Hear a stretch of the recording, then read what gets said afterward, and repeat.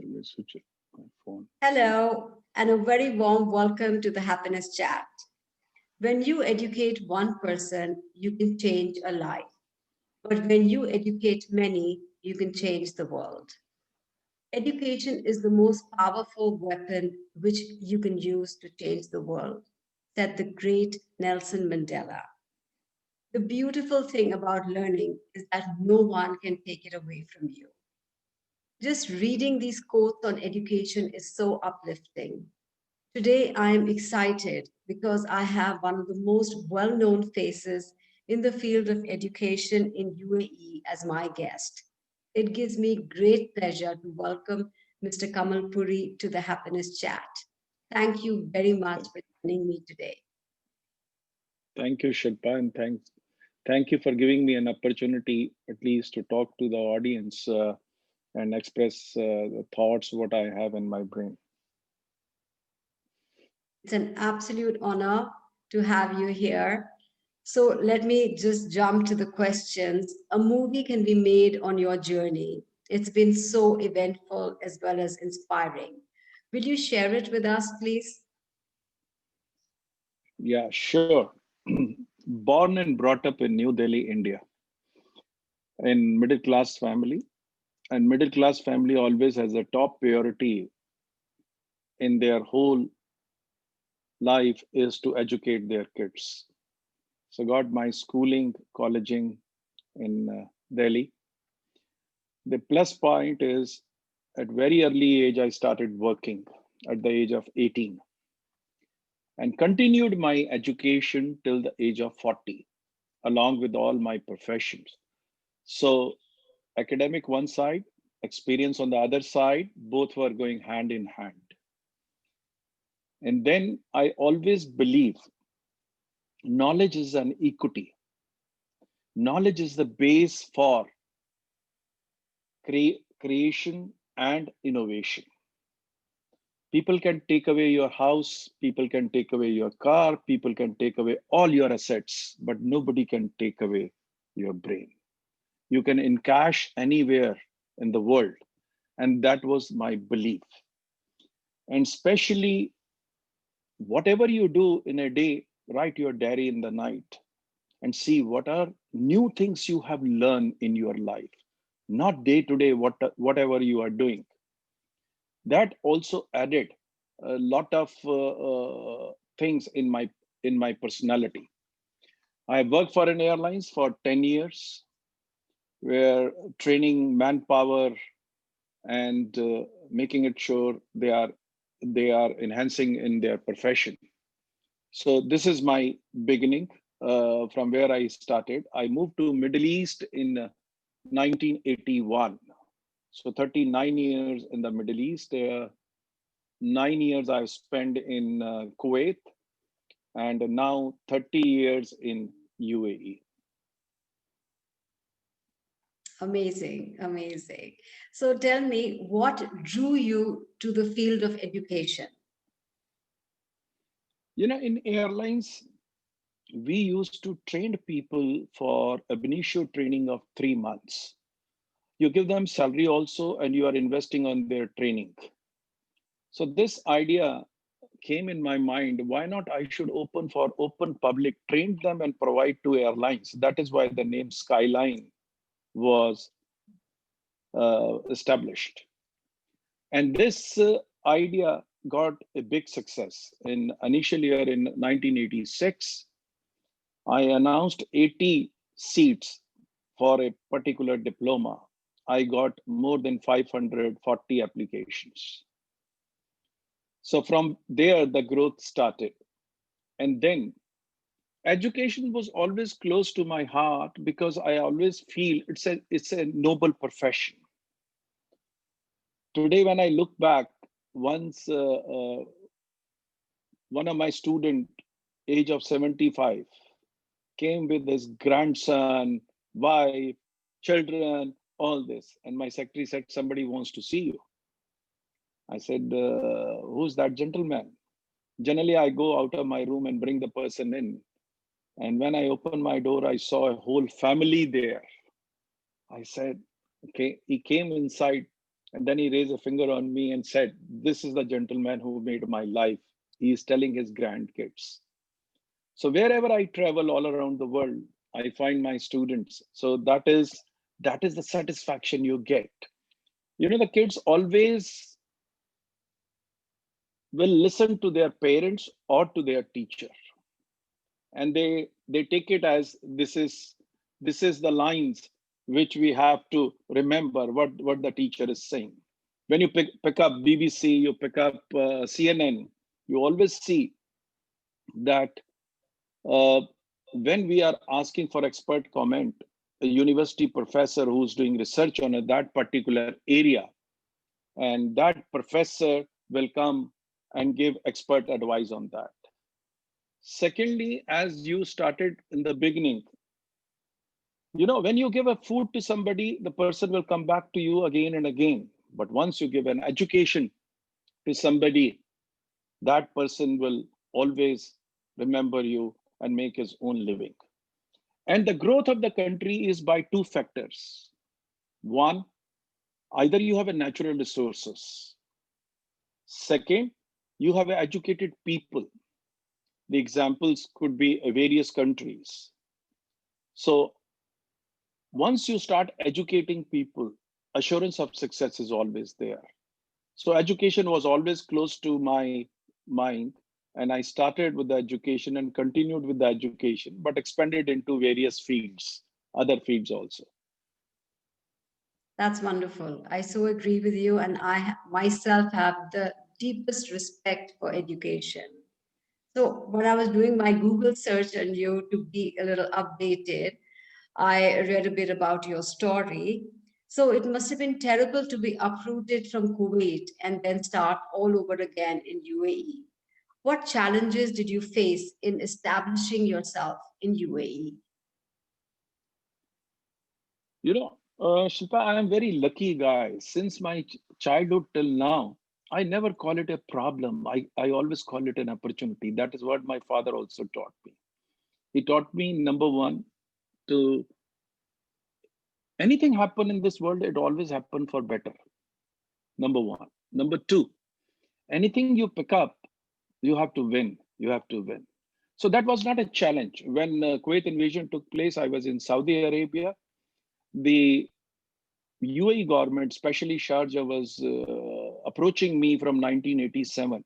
Why don't you establish here? And then I saw an opportunity. During the war, we started Skyline University College. On that time, it was Skyline Institute. During the war, it was in September 1990.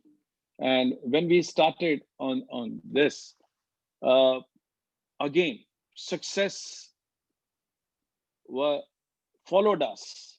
Why? Because there were only 4 institutions in whole UAE. Today, we have more than 300 institutions in UAE. So we were the early mover in the market. And government, His Highness Sheikh Dr. Sultan bin Muhammad Al Qasmi, gave the full backup under his blessing. The Skyline University College got flourish. Now, Sharjah is known for education and culture. His Excellency has established a university city having more than 35,000 students. Education is also close to his heart. You will see among all the rulers in Middle East, he's the one who's holding his doctorate. And then he promoted education in a big way. Then we expanded into other areas, etc., in Middle East, Africa, Europe, North America, in different ways. Wonderful. I think you're the perfect person to have on the happiness chat because the world is so gloomy nowadays, and to have such an optimistic person is it's great to hear your story and your views. So tell me, do you have a success mantra that you live by? See, when you have dedication, determination, and discipline is the most important part when we are talking about success, etc. These are the ingredients for success. And very, very important, it's not how many hours you work. Question is, what do you create? Like in Skyline, 6 years back, we established an innovation lab. Now we established a future skills center.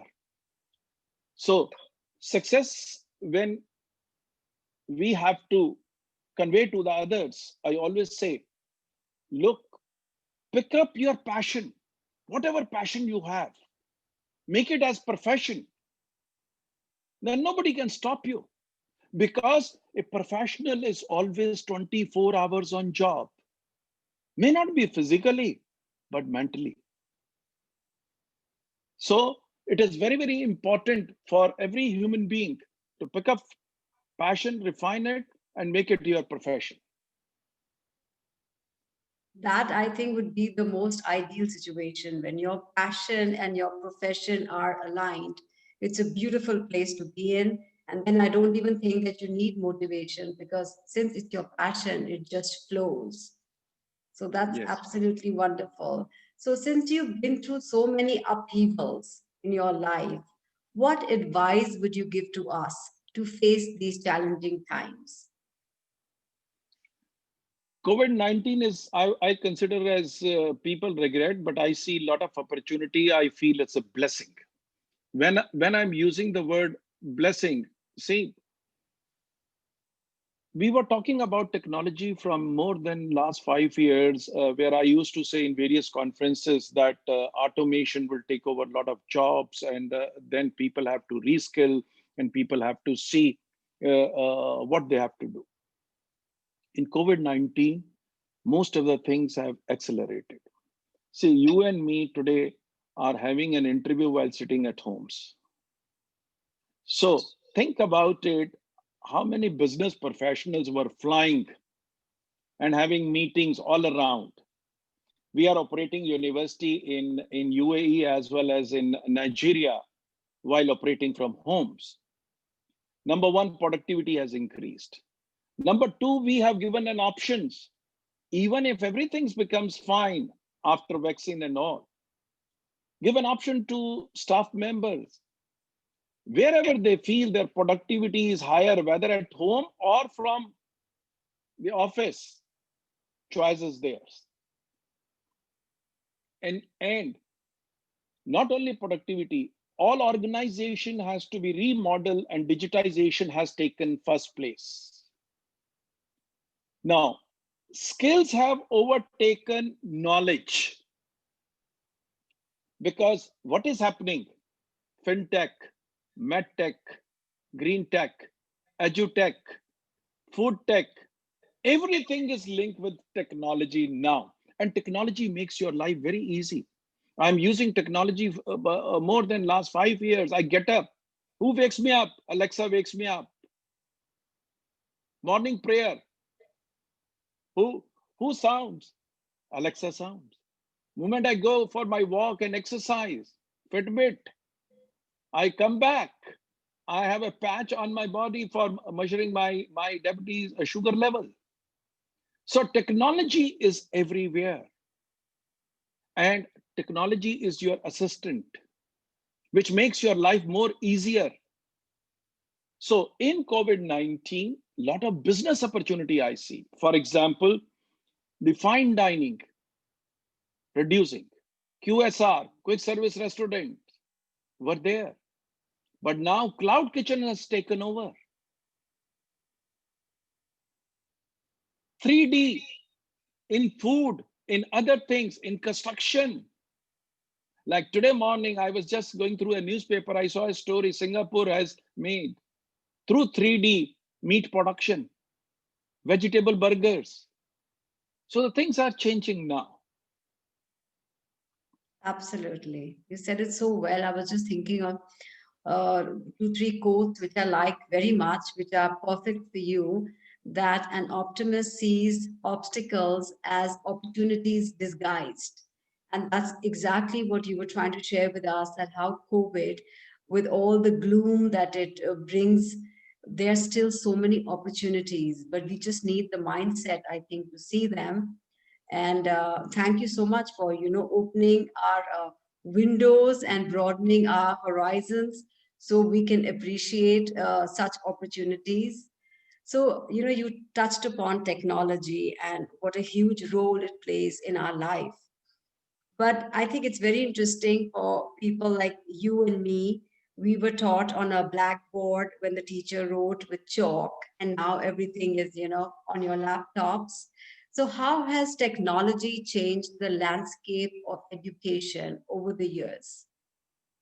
Oh, drastically, drastically. You are absolutely right. When we were kid, there was a blackboard, chalk, then overhead projector, whiteboard, then desktop, and then laptop, and now iPad, and then switch over to mobile phones. And mobile phones, education is picking up. The future of education after COVID-19 is going to be blended mode, which we launched in UAE market in 1999 with a university called a National American University. We used to have one faculty in US and one faculty here. 21 years back, we have launched. Now, when I'm talking about blended mode, in education, information is flooded to every child today. Lot of information. You open television, you open iPad, you open mobile phone, information is open.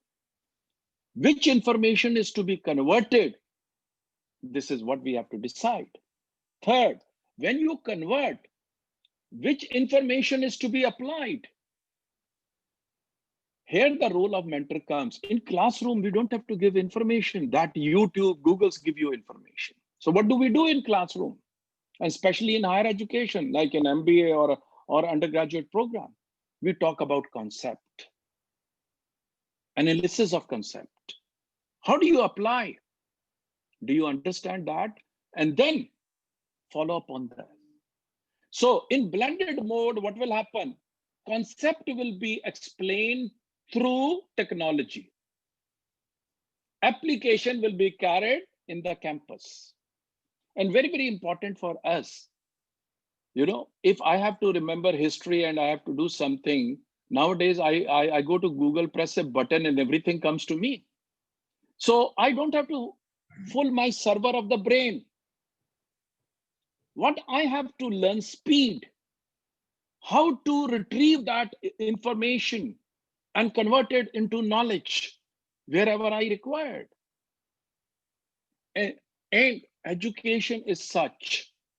When you go to Subway, what do you tell them? Okay, I want this particular sandwich, put this, put this, put this. Similar way in education, one size will not fit to all. If we are running, let's take example, 8 degrees and we have 40 courses in each degree, 320 course. This is our menu. You decide. And then the question is, even if you have taken courses, after few years, the world changes. So I will be enrolling student for lifelong. Where student will come study with me 1 or 2 years, go to the industry and come back, sir, world has changed. So very important for all school going kids. Be aware, you must have a reset button. You must collaborate. Today, 3.70 billion brains are together. Have you observed in COVID-19 how much we have learned through only WhatsApp? Everywhere, because all the brains are together. And in education, skills are taking over. When I designed the first program in 1986, what I did, being an airlines guy, I took the practical professional courses, 20% curriculum, and then 80% academic. That 20% used to help student to get a placement. And today, after 34 years, I'm seeing the clock is turning again, where the skills are taking over, then knowledge only. Wow, that was awesome. You're just the perfect person to be talking about technology because you're using it so much and you've seen it over the decades.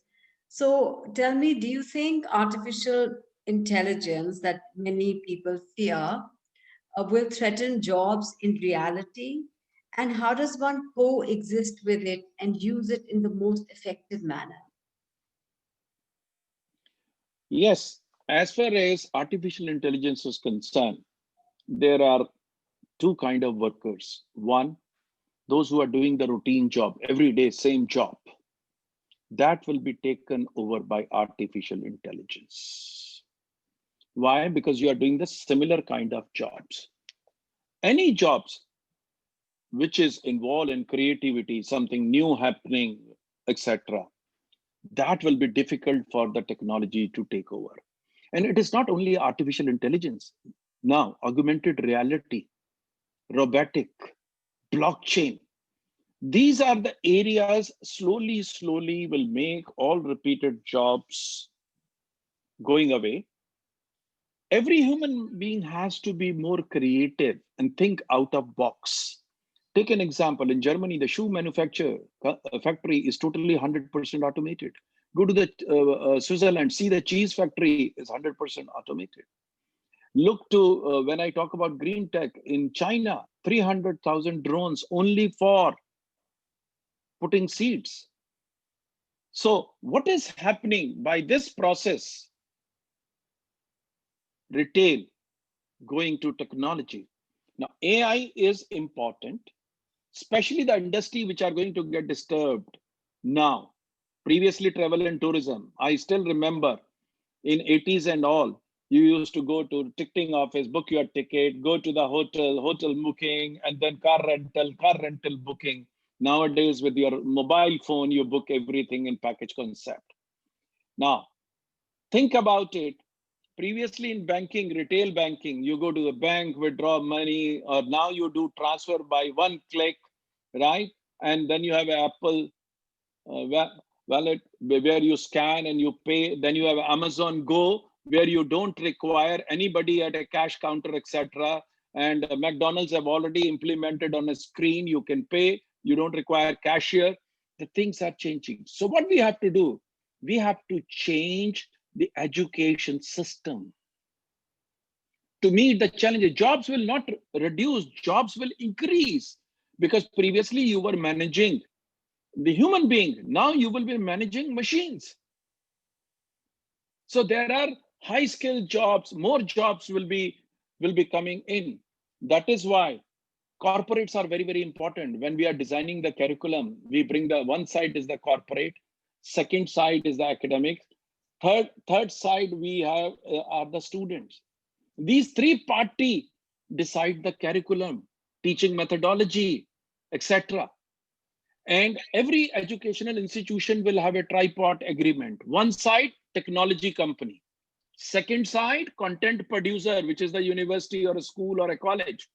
Third, the brand equity. So these three parties will make education.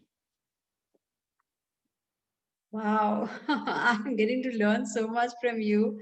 I'm totally in awe of you right now. So, we are on a happiness chat, and it's great to have such an optimist on the show today. So, what does happiness mean to you? Oh, generally, most of the people see happiness by acquiring assets, big house, big car, big objects. Now, my question to all of them is whether the objects give the happiness that gives you a physical. Happiness is always within you. Emotional comfort. For example, you bought a car, you are sitting in a car, you feel temporarily this is your physical comfort, and you get a bad news coming from somewhere on your mobile phone. So your happiness goes away. Don't allow your happiness to be controlled by outer world. Happiness is within you. When you close your eyes, Shilpa, and feel outside is raining, it's raining for you. What Harvard did? Harvard did an experiment on students. They gave the musical instruments to the students, a certain number of students, 10 of them. And the similar way to 10 students, they said, you presume you are playing this instrument. And they did the mapping of the brain. They find the results were same. So the question is whether you are looking happiness outside the world or you are looking within you. And also observe that in your life, whenever you help somebody, happiness comes from the heart.